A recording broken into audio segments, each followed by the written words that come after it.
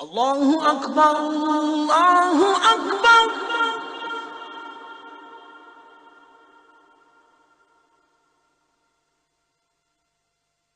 Allahu Akbar,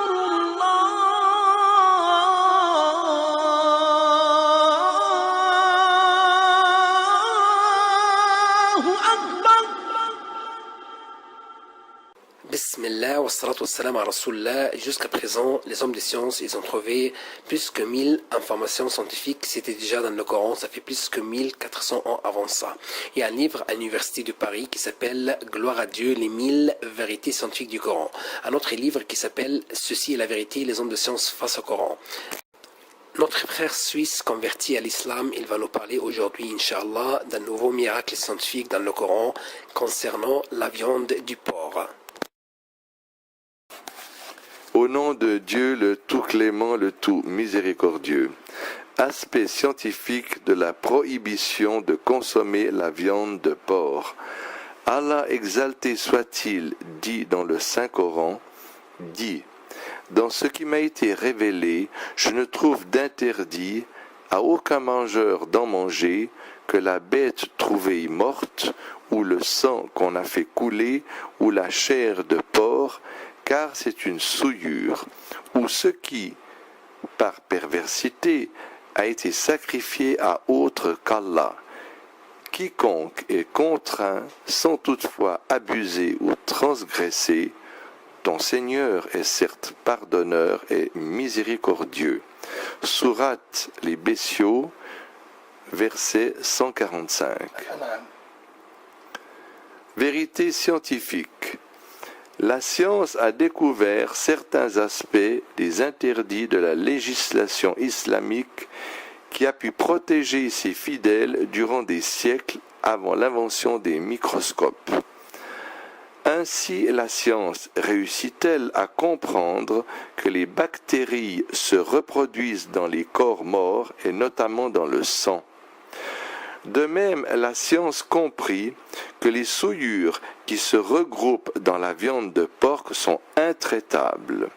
Le porc est donc un refuge pour les microbes, des bactéries et des virus qui transmettent à l'homme et aux animaux. Certains de ces bactéries et de ces microbes sont propres au porc, tels que la dysenterie balantidienne, le Trichinella spiralis, le Taenia solium, la cysticercose.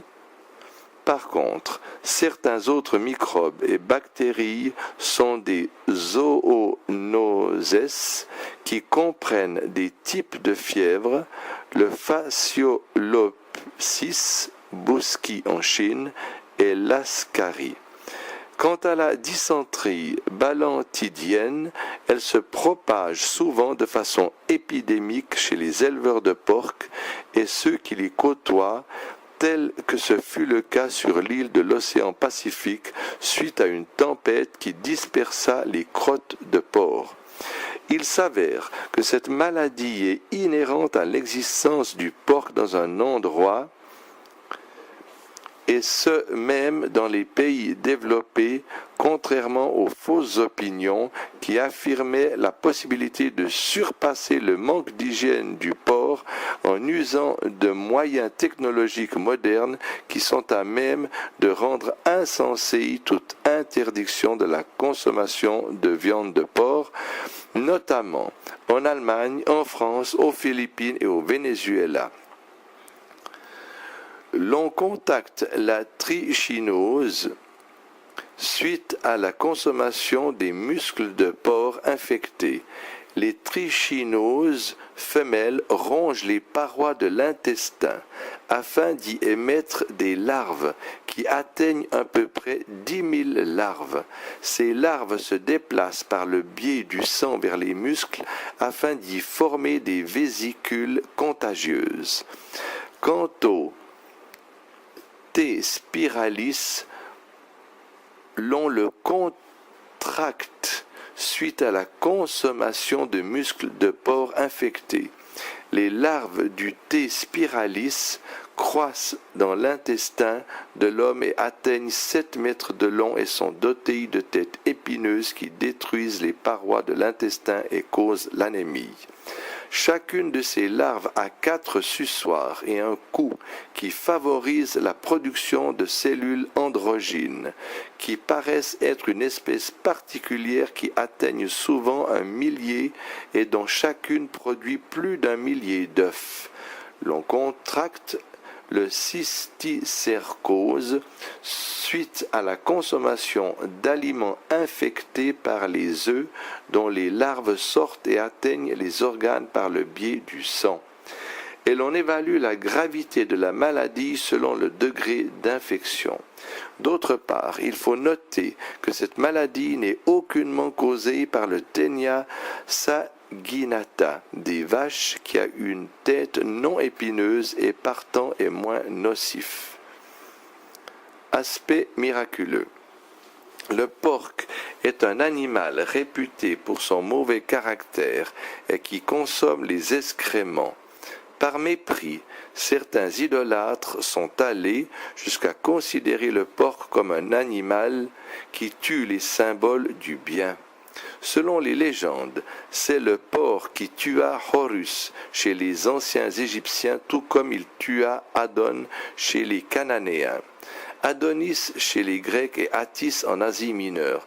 Dans l'ancienne Égypte, l'élevage de porcs était considéré comme un sot métier que seuls les indigents acceptaient d'exercer, raison pour laquelle il y était interdit que les éleveurs de porcs adhèrent au temple, tout comme il leur était défendu d'épouser des filles autres que les filles de leurs collègues.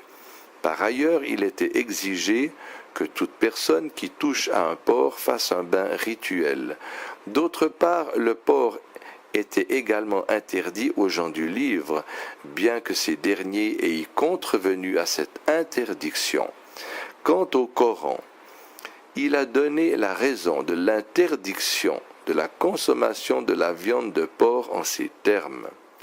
C'est une souillure. Il va de soi que le mot souillure est un mot qui a une connotation générale qui comprend tout ce qui est sale et nocif. Il faut signaler que le Coran interdit la consommation de la viande de porc dans les 3 passages ci-après. Allah, exalté soit-il, dit « Certes, il vous est interdit la chair d'une bête morte, le sang, la viande de porc et ce sur quoi on a invoqué un autre qu'Allah. Il n'y a pas de péché sur celui qui est contraint sans toutefois abuser ni transgresser, car Allah est pardonneur et miséricordieux. Sourate numéro 2, la Génisse, verset 173. Il dit aussi, exalté soit-il, il vous a en effet interdit la chair de la bête morte, le sang, la chair de porc, et la bête sur laquelle un autre nom que celui d'Allah a été invoqué. Mais quiconque en mange sous contrainte et n'est ni rebelle ni transgresseur, alors Allah est pardonneur et miséricordieux. Sourate les abeilles, verset 115. Il dit enfin, exalté soit-il, vous sont interdits la bête trouvée morte, le sang, la chair de porc, ce sur quoi on a invoqué un autre nom que celui d'Allah, la bête étouffée, la bête assommée ou morte d'une chute ou morte d'un coup de corne est celle qu'une bête féroce a dévorée, sauf celle que vous égorgez avant qu'elle ne soit morte. Vous sont interdits aussi la bête qu'on a immolée sur les pierres dressées, ainsi que de procéder au partage par tirage au sort au moyen de flèches, car cela est perversité. Sourate la table, verset 3. Cette interdiction de la consommation de porc englobe tout ce qui est consommable, y compris la graisse, L'interdiction de la graisse de porc aux Juifs était vraisemblablement liée à l'interdiction de la chair. Allah exalté soit-il dit à cet effet: aux Juifs nous avons interdit toute bête à ongles uniques, des bovins et des ovins. Nous leur avons interdit les graisses, sauf ce que portent leur dos, leurs entrailles, ou ce qui est mêlé à l'os. Ainsi les avons-nous punis pour leur rébellion, et nous sommes bien véridiques. Sourate les Bestiaux, verset 146. En effet, l'interdiction de la chair de porc sous-entend l'interdiction de la graisse, même comme nourriture pour des animaux qui sont destinés à la consommation humaine. Il est utile de noter qu'au moment de la révélation du Coran, nul ne savait les caractères nocifs de la viande de porc.